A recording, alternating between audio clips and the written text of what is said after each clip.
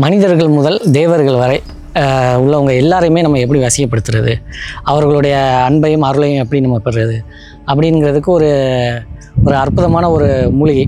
மூலிகைன்னு கிடையாது, இது ஒரு புல்லுருவின்னு கூட சொல்லலாம். இதுதான் அந்த புல்லுருவி.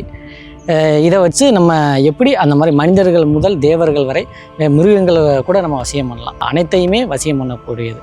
அதாவது லோக வசியம், திருலோக வசியம் அப்படின்னு சொல்லக்கூடிய ஒரு அற்புதமான ஒரு மூலிகை. திருலோக வசியம் செய்யக்கூடிய ஒரு அற்புதமான ஒரு மூலிகை தான் இது. இதை இதை என்னைக்கு காப்பு கட்டி எடுக்கணும்னு பார்த்தீங்கன்னா, இது பௌர்ணமி அன்னைக்கு, திங்கட்கிழமை வரக்கூடிய பௌர்ணமினா ரொம்ப விசேஷம். இல்லை நார்மலாக வரக்கூடிய நீங்கள் பௌர்ணமி அன்னைக்கு நீங்கள் இதை காப்பு கட்டி எடுத்துக்கலாம். இது வந்து சந்தன மரத்துலேருந்து எடுக்கப்பட்ட ஒரு சந்தன மர புல்லுருவி. இது கூட நம்ம என்னென்ன சேர்க்கணும் அப்படின்னு பார்த்தீங்கன்னா, கொஞ்சம் கோரோஜனை, புனுகு, அரகஜா, கஸ்தூரி, இந்த மாதிரி கொஞ்சம் குங்குமப்பூ, பச்சை கற்பூரம், இது எல்லாம் சேர்த்து நம்ம என்ன பண்ணணும்னா ஒரு பானையில் நல்லா போட்டு கருக்கி எடுத்து இதை வந்து ஒரு கலவை மாதிரி ரெடி பண்ணணும். இது கூட கொஞ்சம் தேங்காய் எண்ணெய் விட்டுக்கணும்.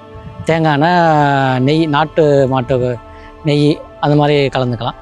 இது எல்லாத்தையுமே சேர்த்து நல்லா நம்ம கருக்கி மையாக அரைச்சி, இது கூட கொஞ்சம் செந்தூரமும் நீங்கள் சேர்த்துக்கலாம். சேர்த்துட்டு நம்ம எங்கே போனாலும் சரி, ஒரு திலகை மாதிரி நெத்தியில் வச்சுட்டு போனாலும் சரி, நம்ம 2 உள்ளங்கையிலையும் தடவிக்கிட்டு இப்போ தொழில் செய்கிறவங்க கை கொடுத்து பேசினாலும் சரி, அந்த மாதிரி நம்ம உடம்புல இந்த வசிய கலவையை நம்ம பயன்படுத்துறதுனால நம்ம உடம்புல எங்கே வேணாலும் இதை பயன்படுத்திக்கலாம்.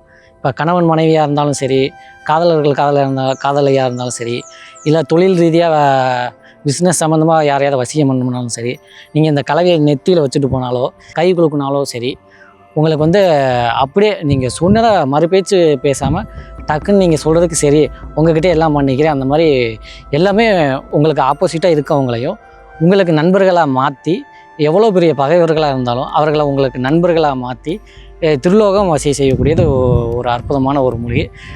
இதை வச்சு நம்ம தெய்வ வசியங்களே பண்ணலாம். சில பேர் தெய்வ உபாசனைகள்லாம் பண்ணுவாங்க. ஒரு சில பேருக்கு பார்த்திங்கன்னா, தெய்வங்கள் உடம்பு முழுக்க நல்லா மணக்கணும், உடல் மணக்கணும்னா வாசனை திரவியங்கள் இதெல்லாம் தடவிக்குவாங்க.